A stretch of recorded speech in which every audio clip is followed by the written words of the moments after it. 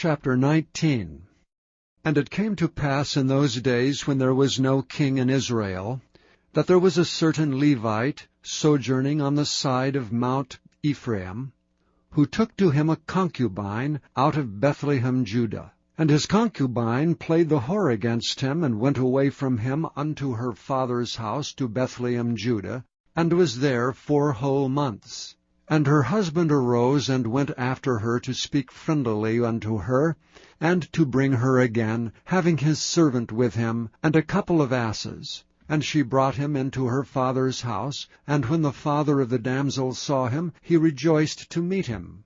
And his father-in-law, the damsel's father, retained him, and he abode with him 3 days. So they did eat and drink, and lodged there. And it came to pass on the 4th day, when they arose up early in the morning, that he rose up to depart. And the damsel's father said unto his son-in-law, Comfort thine heart with a morsel of bread, and afterward go on your way. And they sat down, and did eat and drink both of them together. For the damsel's father had said unto the man, Be content, I pray thee, and tarry all night, and let thine heart be merry. And when the man rose up to depart, his father-in-law urged him, therefore he lodged there again. And he arose early in the morning on the 5th day to depart, and the damsel's father said, Comfort thine heart, I pray thee. And they tarried until afternoon, and they did eat both of them. And when the man rose up to depart, he and his concubine and his servant, his father-in-law, the damsel's father, said unto him, Behold, now the day draweth toward evening. I pray you, tarry all night. Behold, the day groweth to an end. Lodge here, that thine heart may be merry. And tomorrow get you early on your way, that thou mayest go home. But the man would not tarry that night, but rose up and departed, and came over against Jebus, which is Jerusalem. And there were with him 2 asses saddled, his concubine also was with him. And when they were by Jebus, the day was far spent. And the servant said unto his master, Come, I pray thee, and turn into this city of the Jebusites, and lodge in it. And his master said unto him, We will not turn aside hither into the city of a stranger that is not of the children of Israel. We will pass over to Gibeah. And he said unto his servant, Come, and let us draw near to one of these places to lodge all night, in Gibeah or in Ramah. And they passed on and went their way, and the sun went down upon them when they were by Gibeah, which belongeth to Benjamin. And they turned aside thither, to go in and to lodge in Gibeah. And when he went in, he sat him down in a street of the city, for there was no man that took them into his house to lodging. And behold, there came an old man from his work out of the field at even, which was also of Mount Ephraim. And he sojourned in Gibeah, but the men of the place were Benjamites.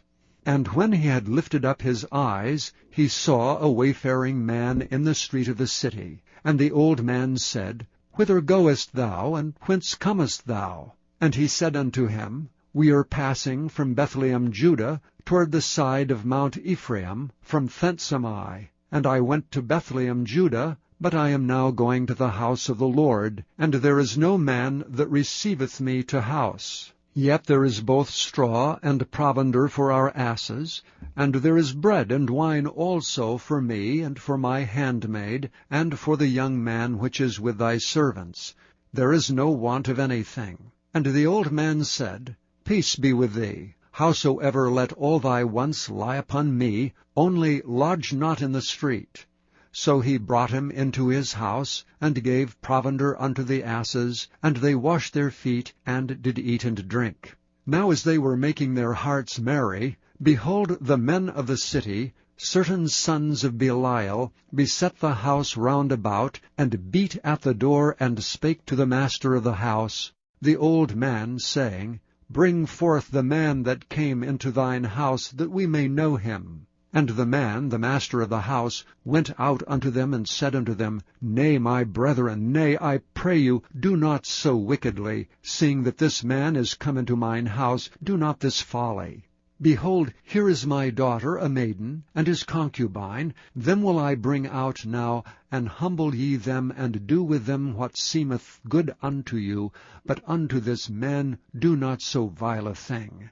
But the men would not hearken to him. So the man took his concubine, and brought her forth unto them, and they knew her, and abused her all the night until the morning, and when the day began to spring, they let her go. Then came the woman in the dawning of the day, and fell down at the door of the man's house where her lord was, till it was light. And her lord rose up in the morning, and opened the doors of the house, and went out to go his way, and behold, the woman his concubine was fallen down at the door of the house, and her hands were upon the threshold. And he said unto her, Up, and let us be going. But none answered. Then the man took her up upon an ass, and the man rose up and gat him unto his place. And when he was come into his house, he took a knife, and laid hold on his concubine, and divided her together with her bones into 12 pieces, and sent her into all the coasts of Israel. And it was so, that all that saw it said, There was no such deed done nor seen from the day that the children of Israel came up out of the land of Egypt unto this day. Consider of it, take advice, and speak your minds.